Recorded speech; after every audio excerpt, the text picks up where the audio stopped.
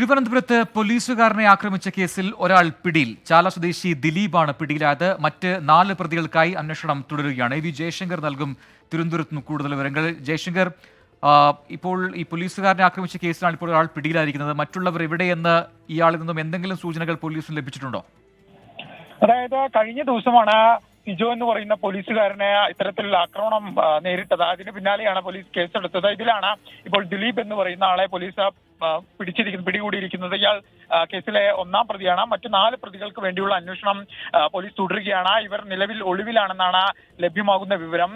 ഈ ലഹരി മാഫിയയുമായി ബന്ധപ്പെട്ട സംഘമാണ് കഴിഞ്ഞ ദിവസം പോലീസുകാരനെ ആക്രമിച്ചത്. ഈ പ്രദേശത്ത് ഉൾപ്പെടെ പെട്രോളിംഗ് നടത്തുന്നതിനിടെ പോലീസ് കർശനമായ ചില നിർദ്ദേശങ്ങളും മറ്റും നൽകിയിരുന്നു. ഇതിലുള്ള പ്രതികാരമാണ് ഈ ആക്രമണത്തിനുമില്ലെന്നാണ് പോലീസിന്റെ വിലയിരുത്തൽ. പ്രതികൾക്കെതിരെ വധശ്രമം ഉൾപ്പെടെയുള്ള വകുപ്പുകൾ ചുമത്തിയാണ് പോലീസ് കഴിഞ്ഞ ദിവസം കേസെടുത്തത്. എന്തായാലും മറ്റു പ്രതികൾക്കായുള്ള അന്വേഷണം ഫോർട്ട് പോലീസ് വ്യാപകമാക്കിയിട്ടുണ്ട്. ഇവർ ഒളിവിലെന്നാണ് പോലീസിന്റെ നിലവിലെ നിഗമനം. ശരി, വി ജയശങ്കറാണ് വിശദാംശങ്ങൾ നൽകിയത്.